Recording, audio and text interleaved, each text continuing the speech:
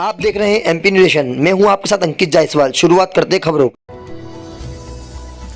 उपार्जन केंद्र, बिकता गेहूं और खाली गोडाउन। चलिए अब आपको तस्वीर बताते हैं मध्य प्रदेश के उज्जैन जिले की। जी हां, वैसे तो मध्य प्रदेश की शिवराज सरकार ने गेहूं उपार्जन केंद्रों को लेकर तमाम तरह के दिशा निर्देश समस्त प्रशासनिक अमले को दे रखे हैं कि अन्नदाता किसान को किसी भी तरह से परेशानी का सामना ना करना पड़े।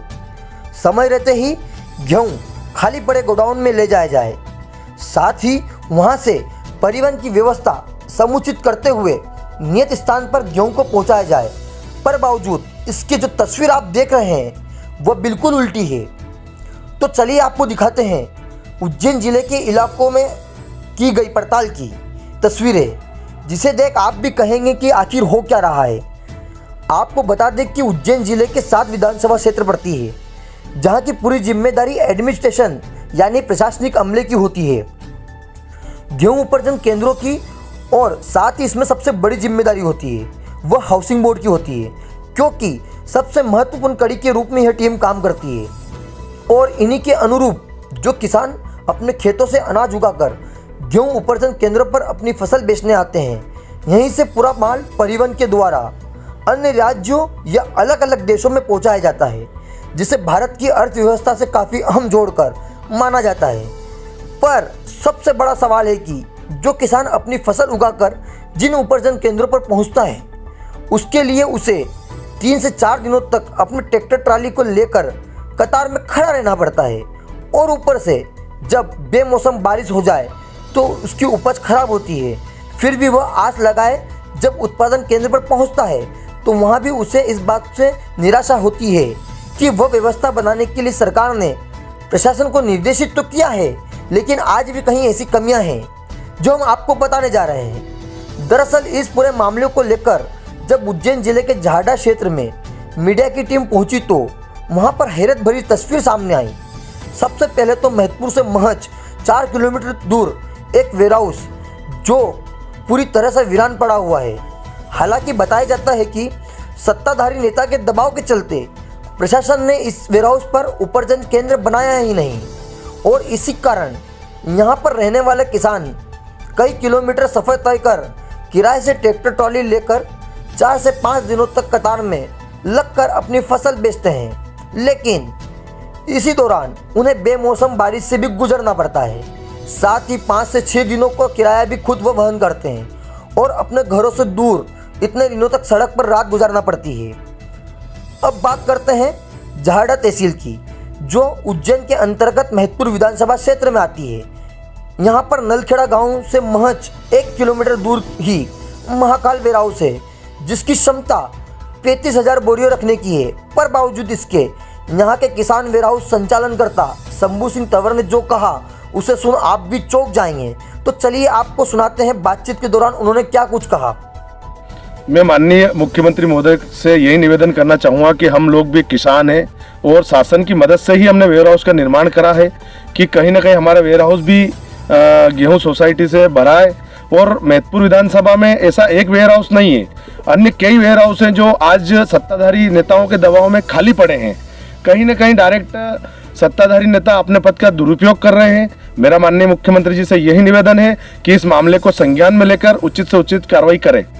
और इसी दौरान इस क्षेत्र के एक सवेरा आपकी तस्वीर हम आपको दिखाते हैं, जहां पूरी तरह से वेयरहाउस भर चुका है और बाकी जो अनाज की बोरियां खेतों पर दिखाई दे रही है, यह बेमौसम बारिश से भीग चुकी है।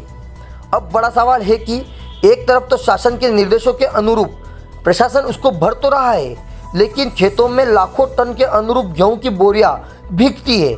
इसके लिए प्रशासन क्या कर रहा है, इसको लेकर भी जब हमने पड़ताल की तो चौंकाने वाली बात सामने आई कि जो वेयरहाउस यानी गोडाउन पूरी तरह से भर चुके हैं, उनके बाहर जो माल रखा होता है उसे वहन के लिए रखा जाता है। लेकिन सबसे अहम बात है कि उस परिवहन के लिए भी उन हज़ारों गेहूं की बोरियों को 8 से 20 दिनों तक यहीं पटक रखा दिया जाता है।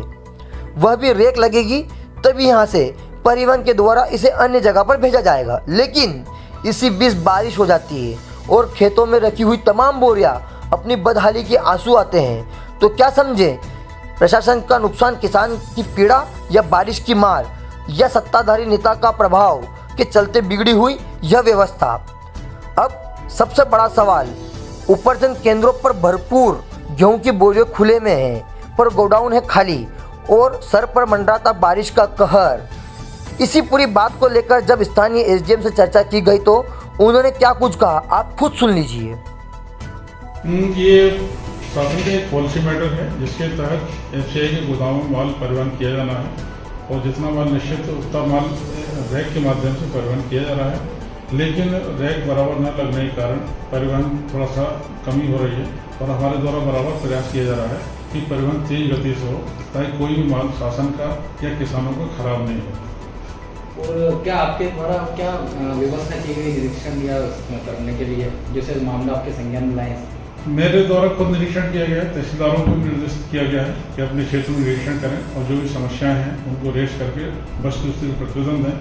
साथ ही मेरे द्वारा प्रतिदिन जीएसओ से भी रिपोर्ट ली जाती है कि कितना माल उपार्जित किया गया है, कितना माल का परिवहन हो चुका है और कितने माल का परिवहन होना शेष है, और जो परिवहन होने से शेष माल है उसके संबंध में डीएम नाम से चर्चा करते हैं ताकि परिवहन तेज गति से कराया जा सके। जो खाली पड़े वेयर हाउस उनको कैसे आगे देखना चाहेंगे? विकल्प की व्यवस्था क्या की जाएगी उनके लिए? ऐसा कुछ वो शासन के पॉलिसी मैटर के तहत है, लेकिन वस्तुस्थिति की जो रिपोर्ट है वो हमारे द्वारा प्रतिदिन कलेक्टर महोदय के संज्ञान में लाया जाएगा।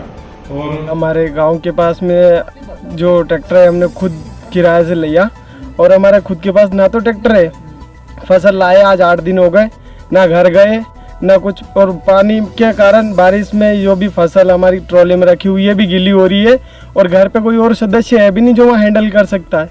तो उसके तौर पे ना तो हमारे गांव के पास में खुद वेयर हाउस है, वो पूरा खाली पड़ा हुआ है। आज वो वेयर हाउस चालू होता तो हमें इतनी दूर आना नहीं पड़ता। बेसिक ये है कि जो भी खेड़ा कासून में जो ये सोसाइटी लगाई है इन्हें, ये लगती तो आज मेरे को ना तो 25 किलोमीटर दूर जाना पड़ता और ना जो मेरा काम काज है वो मेरे पास के गांव से हो जाता, ना मुझे इतने दिन रुकना पड़ता और मेरे जो